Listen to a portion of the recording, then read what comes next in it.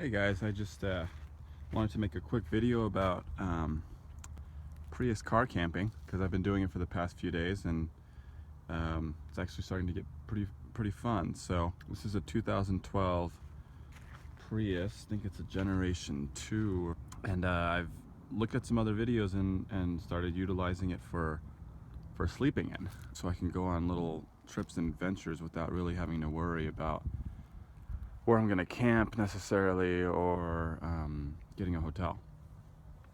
So basically I've looked at some other videos about this, and maybe I'll link them to my video, because there were a lot of geez, my bumper's coming off, it's not good. There are a lot of videos about this. This is why I bought the Prius, so I can sleep in it, camp in it. So I kind of just went off of what a lot of people did and did my own little thing. It's not the ideal for sure, and I'm learning how to perfect it, and there's a lot of things I don't want that I have going on in my Prius with regards to this. So I'll just tell you what I have, and it's definitely not the perfect setup. There are some really nice videos of people who've set up their Prius and invested more money in buying certain things to make it an ideal road trip, car camping vehicle. But I'll just show you what I've done, because after doing it a few days, I've been getting more comfortable with it and kind of making my own little functional areas, and yeah. So I bought a sleep mattress, or a air mattress. It's not blown up right now, but I'll show you the inside. So I put the seats down like this, and literally it's a mess. I don't really care to clean anything for this video. I just want to tell you guys what I've done, and yeah, just what it's been like. So I fold the seats down in this 2012 Prius. You can do that, and it's relatively flat all the way through. There's a little bit of an incline kind of right in the middle, but putting an air mattress in, an actual inflatable air mattress, kind of takes away the feeling of it being uneven. So it's worked fine for me. The air mattress is big. It's just a standard twin air mattress. It's probably about 8 inches thick, which is actually pretty high, and I want to get something that's a lot lower. But blowing up the full mattress, I have to push the seats all the way up and put them forward. Then the air mattress can fit all the way and not be jutting out of the trunk there. And I'm 5'10", and I can sleep the whole length without it being uncomfortable. So that's really cool. It's very tight. That's the only thing I would say. So don't do a sleeping mat. There are other videos of people who have put little sleeping pads, which are very flat, and that could work. And I think I want to move towards doing that, because it's really cramped. You don't have any overhead space at all when you're doing it with with an air mattress. So it's not ideal. But I've gotten used to it. The first couple times I was actually kind of claustrophobic, and I was like, this isn't gonna work, this sucks, I bought this car for this reason, and ugh. So I was gonna change it up and make it, try to make it easier. And I thought I wasn't a car camping person, but after sleeping in it a few nights, and I just went on a little road trip on my own, and started to get used to it. So it's been really fun, actually, and there's a couple things that I'll say about why it got more comfortable. Basically, I was able to find places to sleep where I wasn't able to do that before.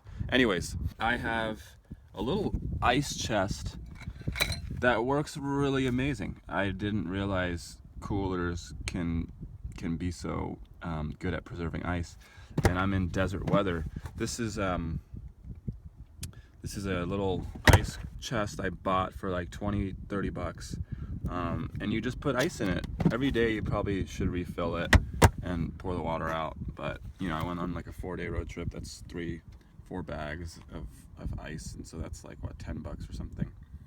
So I put this seat back, pull it back when I'm driving, and put that in the front seat so I can access my food and whatever I need while I'm driving. This is all trash. I just moved everything up front because I needed to put the cooler in the back here so I can move the seat forward. My trash cans were usually back there where the cooler is now, but I'm gonna switch it all up when I'm driving. Pull the seats back. Let's see what else. So this is one of the cool things. I slept last night at a BLM land site. It's the Bureau of Land Management.